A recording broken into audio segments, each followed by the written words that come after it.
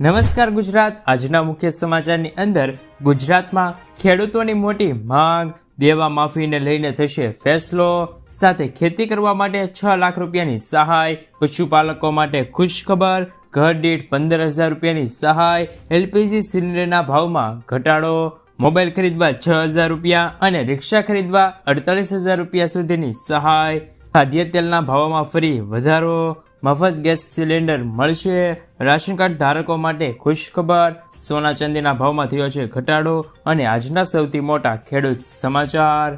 મિત્રો, દરેક સમાચાર, દરેક માહિતી જણાવું એ પહેલાં ગુજરાતના જે પણ મિત્રો યુટ્યુબ ચેનલ પર જો નવા આવ્યા છે મિત્રોને ખાસ વિનંતી છે કે ચેનલને સબસ્ક્રાઈબ કરવાનું ભૂલતા નહીં, સાથે આજનો આ વિડીયો છે તેને અંત સુધી જોતા રહેજો। તો મિત્રો, અત્યારના તાજા સમાચારની અંદર વાત કરીએ તો ચૂંટણી પહેલા ખેડૂતો માટે મોટો નિર્ણય। કેસીસી લોન બાદ કેન્દ્ર હવે બીજી મોટી યોજના લઈ આવ્યું છે। તેમનું નામ ઈ કિસાન ઉપજ નિધિ છે। તે વેરહાઉસમાં રખાયેલ ખેડૂતોની ઉપજ પર ઉપલબ્ધ રહેશે। કેન્દ્રીય મંત્રી પિયુષ ગોયલે કહ્યું છે કે આ લોન યોજના હેઠળ ખેડૂતોને કોઈ પણ ગેરંટી વગર સરળતાથી 7% વ્યાજદરે લોન મળશે। જો ખેડૂતોએ કોઈ લોન લીધી હોય તો પણ તે વેરહાઉસ દ્વારા આપવામાં આવેલી રસીદના આધારે આ લોન લઈ શકે છે।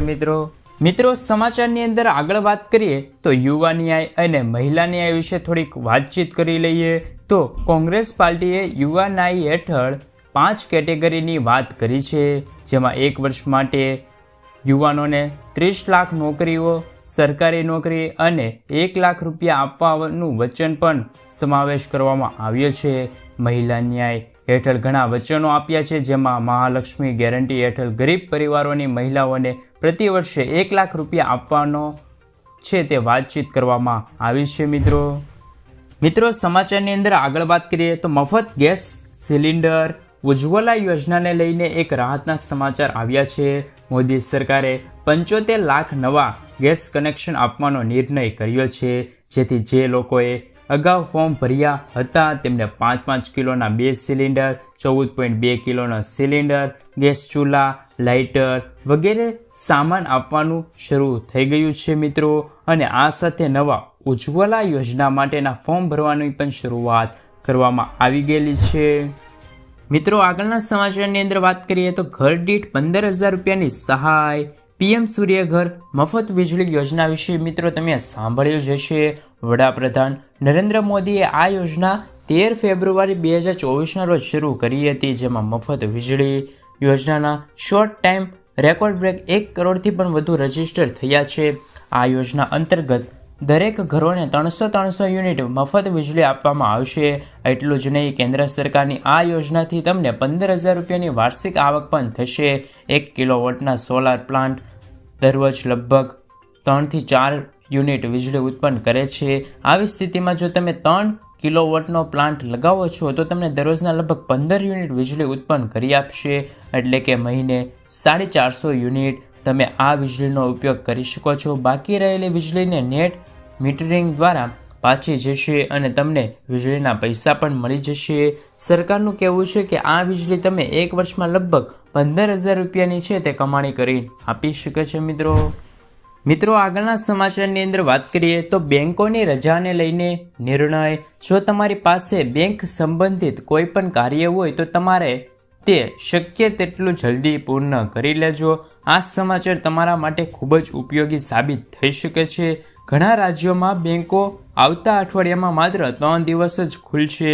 વાસ્તવમાં ગુડી પડવાના તહેવાર પર 9 એપ્રિલ મંગળવારે દેશના ઘણા રાજ્યોમાં બેંકો બંધ રહેવાની છે। નવરાત્રિ મહોત્સવ પણ 9 એપ્રિલથી શરૂ થવા જઈ રહ્યો છે। આ પછી ગુરુવારે પણ ઈદ ફિત્ર નિમિત્તે બેંકોમાં રજા રહેશે। આ અઠવાડિયે બીજા શનિવાર પણ આવે છે, જેમના કારણે બેંકમાં કામ નહીં કરી શકો।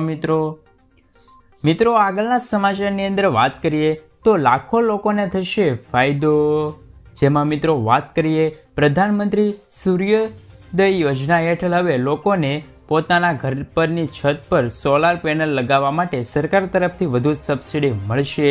લોકો હવે 1 પણ રૂપિયાના ખર્ચ કર્યા વિના જ તેમના ધાબા પર વીજળી ઉત્પન્ન કરી શકશે। કેન્દ્રીય રાજ્ય ઉર્જા મંત્રી આર.કે. સિંહે આ માહિતી આપી છે. અગાઉ આ યોજના હેઠળ 40% સબસિડી મળતી હતી, જે હવે 60% સબસિડી મળશે. તેમજ બાકીના 40% રકમ લોકોને લોન તરીકે લઈ શકે છે. મિત્રો, ત્યારબાદના સમાચારની અંદર વાત કરીએ તો ખેડૂત દેવા માફીને લઈને થશે ફેસલો. ગુજરાતમાં વિધાનસભાની ચૂંટણી ટૂંક સમયમાં આવી રહી છે, જેની તારીખો પણ જાહેર કરવામાં આવી ગઈ છે. મિત્રો, એક બાજુ ખેડૂતોની અનેક મૂંઝવણો છે, અનેક પ્રશ્નો છે, જેનો કોઈ પણ હલ નથી મળ્યો, જેમ કે દેવા માફીનો મુદ્દો, લોન માફીનો મુદ્દો, તેમજ અનેક મુદ્દાઓ છે. આપને કોઈ પાર્ટીએ કહેતા નહીં કે તમે દેવા માફ કરો તો અમે તમને મત આપીશું, પણ તમે ખેડૂતોની આવક બમણી કરવાનો વિચાર આપો, ખેડૂતોના દેવાના ભારમાંથી મુક્તિ આપો. જે પાર્ટી આ વચન આપી શકે છે અને ખેડૂતોના હિતમાં વિચાર કરી શકે છે, ખેડૂત ભાઈઓ એમના પક્ષમાં રહીને એમને જ મત આપશે. આ મુદ્દા વિશે મિત્રો તમારું શું કહેવું છે? કોમેન્ટ બોક્સમાં જરૂરથી જણાવી દેજો. મિત્રો, ત્યારબાદના સમાચારની અંદર વાત કરીએ તો પરસોત્તમ રૂપાલાએ કરી છે મોટી જાહેરાત. વિવાદો વચ્ચે રાજકોટ લોકસભા બેઠકમાં ઉમેદવાર પરસોત્તમ રૂપાલા આગામી 1-2 દિવસમાં ફોર્મ ભરવાની તારીખ જાહેર કરશે. જોકે ભાજપ પણ હવે મક્કમ થઈ ગયું છે. રૂપાલા જ રાજકોટથી ચૂંટણી લડશે. ક્ષત્રિય સમાજના ઉગ્ર બનતા જતા વિરોધ વચ્ચે વિવાદ પર પૂર્ણવિરામ મૂકવાની તૈયારીઓ છે. ખુદ પરસોત્તમ રૂપાલાએ જાહેર કર્યું છે કે મારી ઉમેદવારીની તારીખ બધા પાઘડી બંધ ઉમટી પડશે. મતદાનનો અવસર પણ સાંગમેટ સાચી લેવા રાજકોટમાં વસતા અમરેલી જિલ્લાના નિવાસીઓની સભાને સંબોધન કર્યું હતું. મિત્રો, સમાચારની અંદર આગળ વાત કરીએ તો ખેતી કરવા માટે 6 લાખ રૂપિયા સુધીની સહાય. ભારત સરકાર અને ગુજરાત સરકાર દ્વારા ખેડૂતો માટે ઘણી બધી યોજનાઓ ચલાવવામાં આવે છે. રાજ્યના ખેડૂતો ખેતી માટે બાગાયતી ક્ષેત્રે અવનવી ટેકનોલોજી માટે ખૂબ જ ઉપયોગી છે. ગુજરાત સરકાર દ્વારા પણ ખેડૂતલક્ષી અવનવી યોજનાઓ અપનાવવામાં આવી રહી છે, જેને ધ્યાનમાં રાખીને બાગાયતી વિભાગ દ્વારા ઘણા ફળો, શાકભાજીના વાવેતરો માટે બાગાયતી યોજના 2024 ચાલુ કરવામાં આવી છે. આ યોજનામાંથી ડ્રેગન ફ્રૂટની વાવેતર સહાય યોજના બહાર પાડવામાં આવેલ છે. આ યોજના હેઠળ ખેડૂતોને યુનિટ કોસ્ટ અંદાજિત રૂપિયા 6 લાખ પ્રતિ હેક્ટર ખર્ચના સહાયની રકમ સામાન્ય જાતિના ખેડૂતોને 50% અથવા મહત્તમ રૂપિયા 3 લાખ એમ બેમાંથી જે ઓછું હોય તે સહાય પાત્ર મળવાપાત્ર રહેશે. મિત્રો, ત્યારબાદના સમાચારની અંદર વાત કરીએ તો કોમર્શિયલ એલપીજી સિલિન્ડર સસ્તો થયો છે. કોમર્શિયલ એલપીજી સિલિન્ડરના ભાવમાં ઘટાડો કરવામાં આવ્યો છે.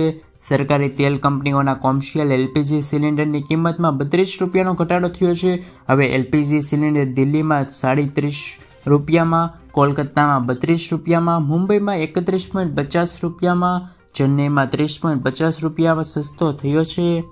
દિલ્હીમાં 19 કિલો એલપીજી સિલિન્ડરના ભાવ હવે માત્ર 1764 રૂપિયા થઈ ગયા છે, જે પહેલાં રૂપિયા 1795 રૂપિયાએ મળતા હતા. ઘરેલું એલપીજી સિલિન્ડરના ભાવમાં કોઈ પણ બદલાવ થયો જ નથી. મિત્રો, આગળના સમાચારની અંદર વાત કરીએ તો ઉજ્જવલા યોજના બાદ પજ્જવલા યોજનાની તૈયારી. લોકોને મફત પીએનજી કનેક્શન મળશે. કેન્દ્ર સરકાર દેશના ગરીબ પરિવારોને મફત છે તે ગેસ કનેક્શન આપવાની તૈયારી કરી રહેલી છે. તેમનો મુખ્ય હેતુ તો ઉજ્જવલા યોજના હેઠળ એલપીજી વિસ્તરણમાં કરવામાં આવ્યું છે. તે જ રીતે પીએનજીમાં પણ સામાન્ય ગરીબ પરિવારો છે તેમને લોકપ્રિય પણ બનાવી શકે છે. આ નવી યોજના પેટ્રોલિયમ અને કુદરતી ગેસ મંત્રાલયે આ યોજનાનું કામ શરૂ કરી દીધું છે. મિત્રો, આગળના સમાચારની અંદર વાત કરીએ તો 7 મેના રોજ ગુજરાતમાં મોટો નિર્ણય. ગુજરાતમાં 7 મેના રોજ લોકસભાની ચૂંટણી છે. તમામ 26 બેઠકો પર એક જ દિવસમાં મતદાન થઈ જશે. આ દિવસે લોકો સરળતાથી વોટિંગ કરી શકે છે. તે માટે ગુજરાત સરકારે 7 મેના રોજ જાહેર રજા જાહેર કરી છે. સામાન્ય વહીવટ વિભાગ દ્વારા બહાર પાડવામાં આવ્યું છે કે જાહેરનામું એ મુજબ ઔદ્યોગિક એકમ તથા મત વિસ્તારની બહાર સ્થિત કંપનીઓ કામ કરતા લોકોને 7 મેના રોજ પેઇડ હોલિડે મેળવવા માટે હકદાર થશે. મિત્રો, આગળના સમાચારની અંદર વાત કરીએ તો યોગી સરકારની ખેડૂતો માટે મોટી જાહેરાત. યોગી આદિત્યનાથ સમાચાર, જેમાં કેન્દ્રની મોદી સરકાર દ્વારા ખેડૂતોને આર્થિક રીતે મજબૂત કરવા માટે સતત પગલાં લેવામાં આવી રહ્યા છે. બીજી તરફ યુપીની યોગી સરકારે પણ ખેડૂતો માટે ઘણા નિર્ણયો લીધા છે. આ અંતર્ગત યુપીમાં સરકારી કેન્દ્રો પર ખેડૂતોને ડાંગરની ખરીદી 48 કલાકની અંદર ચૂકવવામાં આવે આ માટે આદેશ પણ આપ્યો છે. મિત્રો, જેમાં ઉત્તર પ્રદેશના મુખ્યમંત્રી યોગી આદિત્યનાથે અધિકારીઓ માટે જારી કર્યા છે કે રાજ્ય સરકાર પ્રવક્તાઓએ જણાવ્યું હતું કે સીએમ આદિત્યનાથે તેમના સત્તાવાર નિવાસસ્થાન પર એક બેઠક રાજ્યમાં અનાજની ખરીદી અને વિતરણ વ્યવસ્થાની સમીક્ષા કરી હતી. આ દરમિયાન તેમણે જરૂરી માર્ગદર્શિકા પણ આપી હતી. મુખ્યમંત્રીએ કહ્યું છે કે રાજ્ય સરકારે ખેડૂતોના હિતમાં